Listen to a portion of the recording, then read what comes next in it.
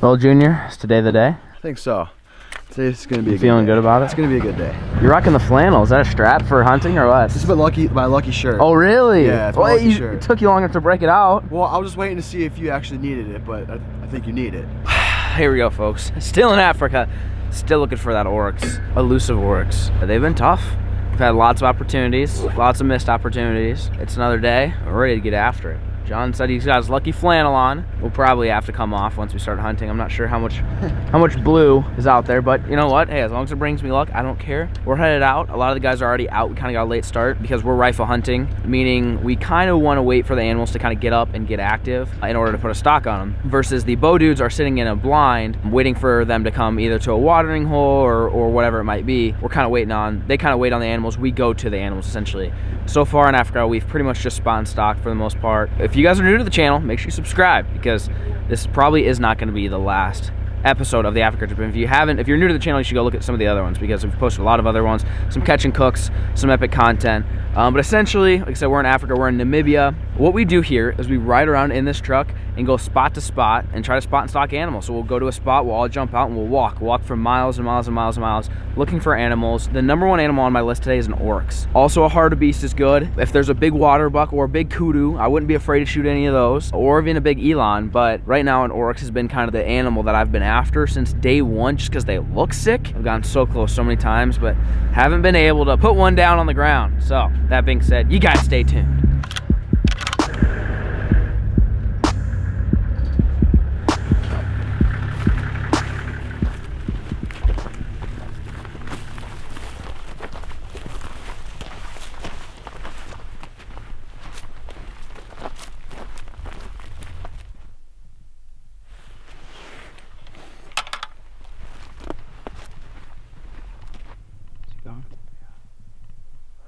First stock, not a success. Saw a giant bull oryx, but I think the oryx saw us first.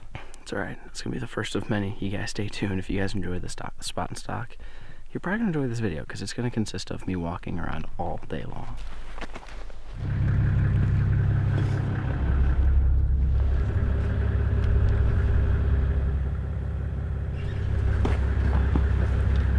Alright, we're at the second spot now. We haven't really seen anything, but we're just gonna start heading in the direction of where we think the animals might be. Sorry if the lighting's bad, but really hoping for a big bull oryx, or even just a big oryx in general. It doesn't even need to be a bull, just something big.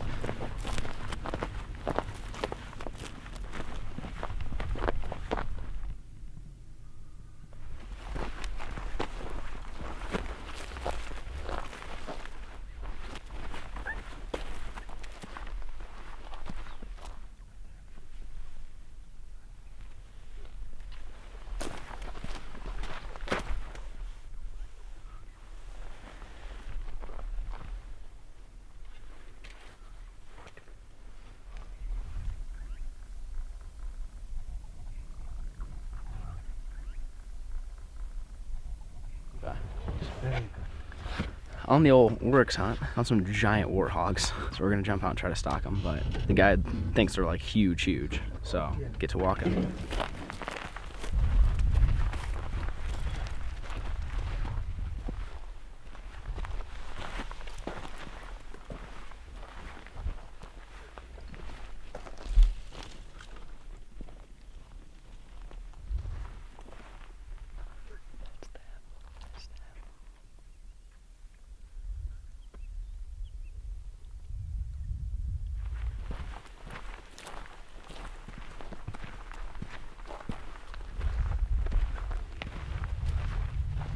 I cannot believe how close we got. I don't know if you guys saw that on camera, but we went to stalk these giant warthogs and they were literally probably, what do you think, 10 yards? Yeah. They were hiding in a bush.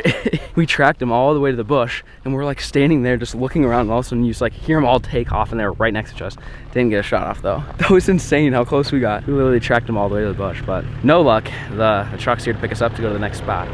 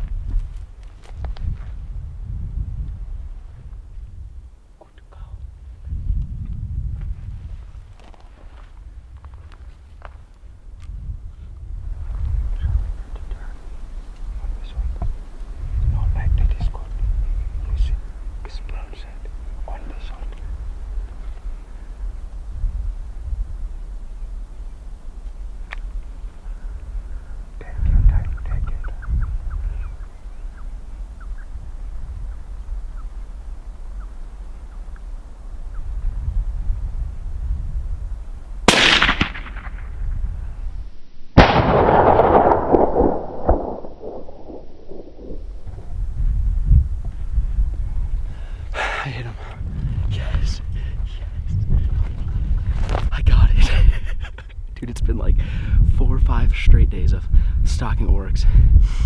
Oh, it feels so good, dude. That was on, what do you think that was, like a mile at least on just that one?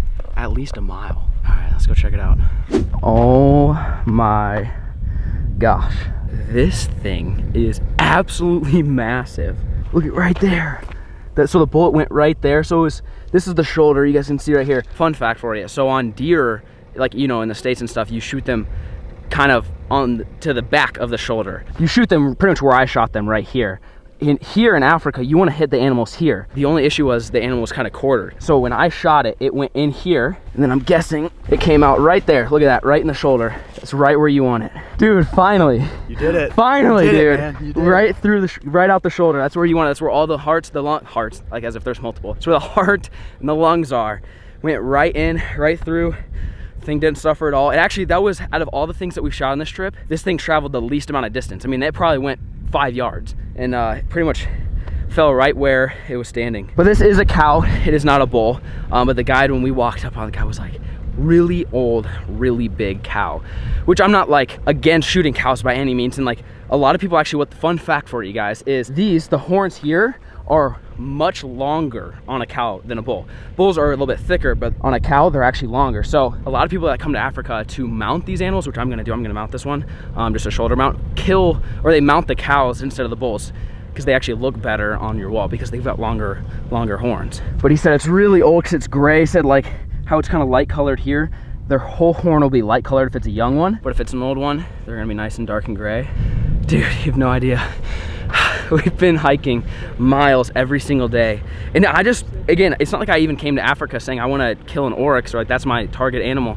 They're also called gemsbok, by the way, too, if you guys are confused. But they've been the most elusive out of all of them. Like out of all the animals that we've chased down, they are the hardest ones. I wouldn't say the hardest ones to kill, but like for us in particular, we've had so many opportunities to shoot one and missed so many different opportunities with them that it just makes it so much sweeter that we actually finally got one down on the ground. Paid off. That was the longest stalk we did all week. All week. We didn't even see this animal when we started stalking. Like I said, we pretty much drive in the truck and get dropped off where, you know, maybe we see a couple animals running around. And we were actually stalking a herd of hartebeest for at least an hour. And then we kept walking up and the guy's like, oh, there's oryx right there. He says it was an old cow, and it didn't even know we were there because the wind was blowing this way. I shot it right over there. Didn't even know we were there, was grazing, perfect shot, perfect kill, didn't suffer at all. And we are gonna take this thing back, catch, clean, and cook it.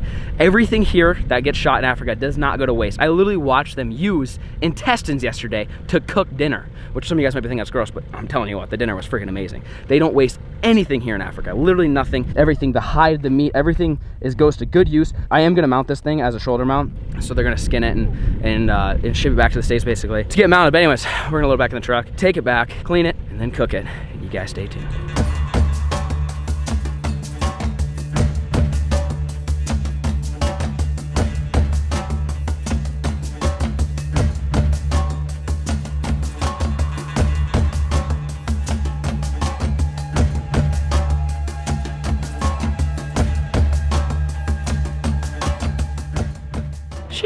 Well, folks, okay, let's do a graphic for you, but look at all this meat. Oh, this is good. Grocery store. This is my kind of grocery store right here. I'm gonna take a chunk of meat off the oryx that was just shot a few hours ago, and we gonna be making oryx burgers. Something that I don't know has even been done on YouTube before. Figure burgers kind of bring the American vibe to it. I don't know if were burgers invented in America, or is that just like a really like ignorant American thing to say? Regardless, you guys get the point. Burgers are big in America, so we're gonna try to relate that as much as possible and see. Is it better than beef? Maybe it is, maybe it's not, I don't know. But getting everything kind of sliced up and butchered. And then we're gonna go with the chef, and he's gonna help us cook it and prepare it the way that they do here. And we're gonna see, again, I don't know. I've got this weird feeling that it's gonna be better than like our traditional beef burgers. Like everything we've had here so far has been so good. Like all the meats, everything that you guys have seen us hunt has been absolutely amazing. Almost better than beef, probably is better than beef. But it's gonna be interesting to see if we can make a burger taste as good as a beef burger like we have in the States. So anyways, you guys stay tuned. Good? Good. Perfect.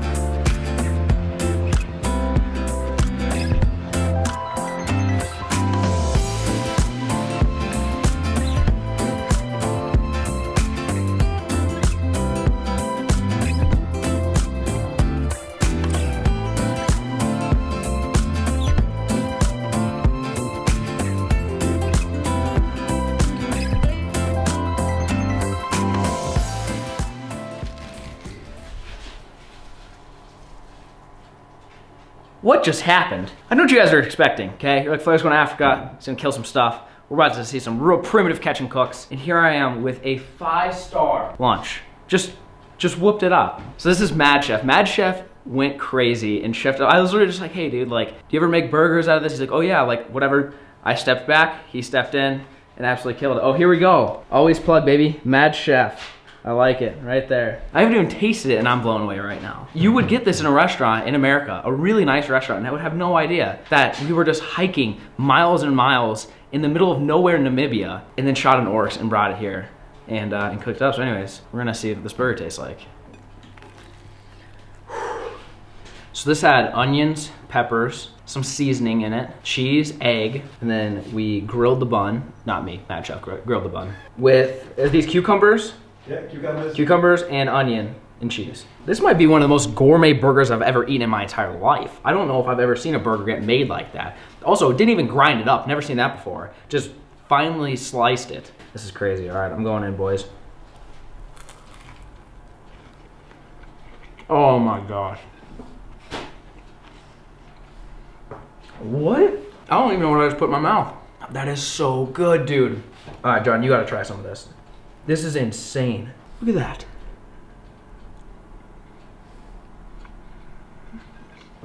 Way better than beef, dude. I would take this over beef any day. Go for it, baby. Let's see it. Wow, that was an intense bite. That was like, that had some force behind it. This is the best thing that I've eaten on your channel. Really? Far. Yeah, so far. Dude, that is so good. My #1. Way better than beef.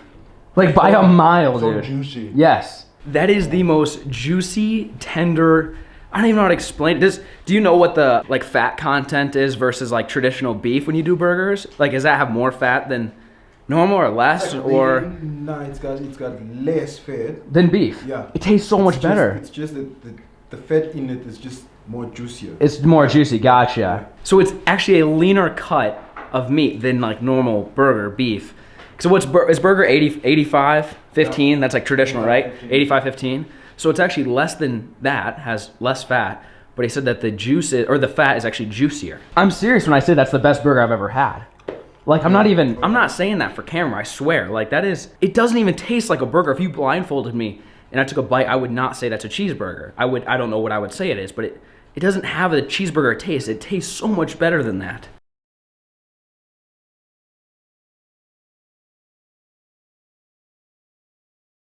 Yeah, flex, I just wanna win. Yeah, LABB who we running with. Yeah, 2233, I'm on 10 again. Yeah, state your name. Big been dope on flame. I just switched the lanes. Damn, he did it again. I just flipped the pain. Stripping and dipping and